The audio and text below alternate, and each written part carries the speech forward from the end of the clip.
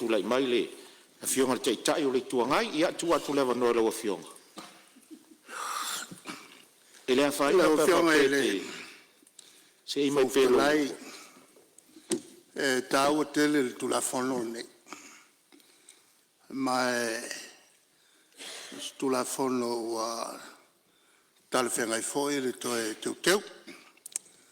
ia sa tatu tal no ai foi ma va tu foi se taofi le wa o ia finangalo o tatu motonei whatever on tatu faia ia le melne o le o fatto sina mai o business me fafo mai teimum taafa fa solo mai ale fa ia la ma teu ata sia la nganga nei teu ia fa faingo fie ona mawanga luenga tatu le sa no ia le palemia tawala le teu e foi na manatu si falia o le o business ia por tu la fonaia fa pitoa mo business fo mai fafo ia ale la o matau o le foi o ia ma business ia e tonu tatu no le foi le vaing of society molato to wala e tiute ia va per foi malafonga pela le tula na e tau avatuai se fai te tenga ina awa a fai e ulfa ave sosani mo business nei o sosani masani ala ufionga al fonftalai o le le tongi o ni la fonga le tongi foi ia tiute e masini e fa fale mai o me fa fale o ta vale me umai mo mia el business va tuaila le a fo se manatu se itiltila ne pe ai le minsta i le tulanga le awa a fai night pe mawal tato malo e le tulanga le o le taape atu so soni nei ia ai o business o le vanta ona e le to e fatto sina mai o le wai tonu le tunu ele mfaila on fa per o se business e tau fatto sina mai o le wai tonu le tunu la o se fatto ngai vat o le tule e tau tele le anga iai ia isi o fai business o me mai fafo e le ni tu peisi ai o mai o la failo la to anga masani fa ale atunu pe o saina na mai lo tu peisi saina fa ia business e saina ma tili to tele ia le fai business ia mai fafo e te tonu le atunu ai a faina io tatu tangata tasila na me se tilo le iai e iai le tu tau le tu le o la to mai fafo mai mala tu tupe ai le to mai fa tu pe nei ai mai se o le nupi fa e kala fu mai po fa tu pe ai kala fu mai tu pe e fa ela to business ai te tau no mai ala to ma mai ala to tu pe o le si tu e tawai ona Sailele e maua le tulanga le tapa o whamaunga mai tātou whaltupe tūtono. E mawhaia e o na maua la tau nei o lo whaia ni a mionga le tāwhiangai. Ia tunu whawhono mai le whaisa mo nei. E whai matangata e a fia e me tau drugs. E taua na whamaio i o le lei tūlanga ia. E iai le manatu le sa whalia e isi launga momoa. E tau le whamaio i o le lei, e a business i a esa le retail, mai le wholesale ma le hardware. A sa le mea ta waile tūlea, e monopoly, e exercise e se tangata polisaina, e le ngata i na wholesale to retail. toi whaia na hardware, a disadvantage ai o tātou tangata. Al mela le tāua tele le toi tila ia i o le mtanga luenga fwelo ngafu malmele, a whaia de wholesale, a whaia de retail, a wako kapa isi mea, a isa,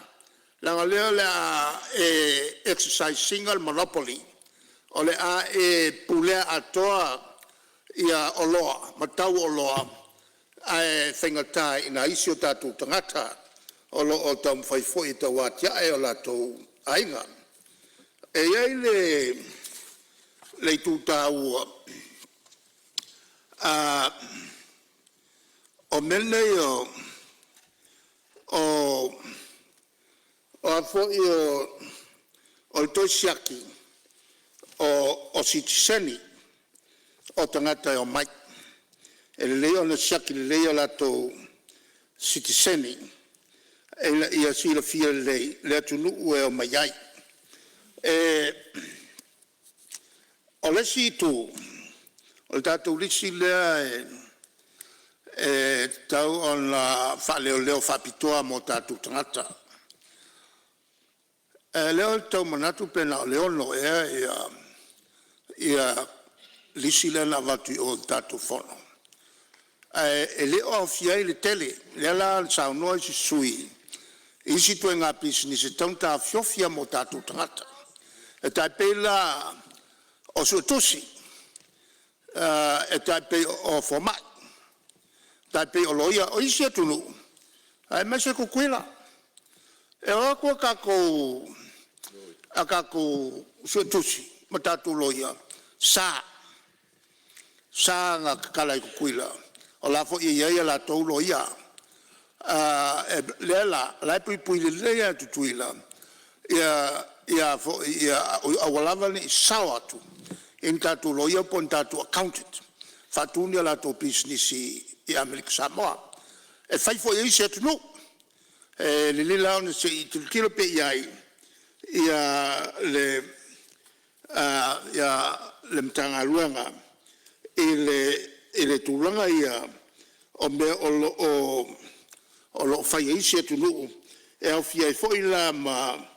le autusiata fo mai e fa pe foi insignia la to umane taona tato titilo iai ia una le ka vai ele lisinga published mai o mo me lo ia la fai la to la ko practice la to officer se pe over el fasela la fa yo lo ia o lo winga ka ofi pe ia business ia mo tātou tangata ma wai fo ila tau se leni. Lo venga le fontalai o tātou atunu nei tai fasauta ia ainga. Ma le fo te loe le se me fingo fie. Po ia le minsta nga famaya. Wa nga yo ilo le minsta ko failanga mai lo mai. Ai masala tangata foi nei e faila to fale o lo retail to faila to wholesale ya ona langa mai lola ya fala velave au faila na mea ya le tulang fainga ta na ya la foto pe ile dal mia mal capeneta fulisai ai le tofama le fautanga ia o le whengatāle na o le tātou atunu whasautai ainga. Lau whionga whongatalai ia o le sao lea e le tātou afoi e le tātou mta upu sau tā ua le tūlanga lea e le siaki o tangata ni o me mai fafo i māsangase ia lua o le eisa ma le AIDS e tawan siaki pea a iaila ele afo ele tulanga leo o fuala au fasaina se va mal mole lo fiong fong stalai po feo iai le tulanga fo ile leo o mato suanga specimen le na o leo mo sile malelua e masina ele mo mai ai ke wa mai me o ngofu skaka mai ling e ngi me fale ko ya nga singa le a te langona le pisio le tom tanga luanga ye se o mai po femme o ia le unga na me e te o te falo ya tu le rila le la ve e la ele aisa pe ona maua mai e su anga ia sa fai tatou ia manuel fono malo faftai lo finangalo ia felan ranwa ia fautuanga ile ne voitu la fono fa malo fa so ile o fionga te tai o le tuangai ia o popona le to lo finangalo le vaenga le na muli ai lau saunanga fa ilo ai tono le motel nei pa un meta tu tarsia tau manu uma ila tu sa fatino ina fa moe fa malo fa so o mo pele na tele to tele ani si o le tato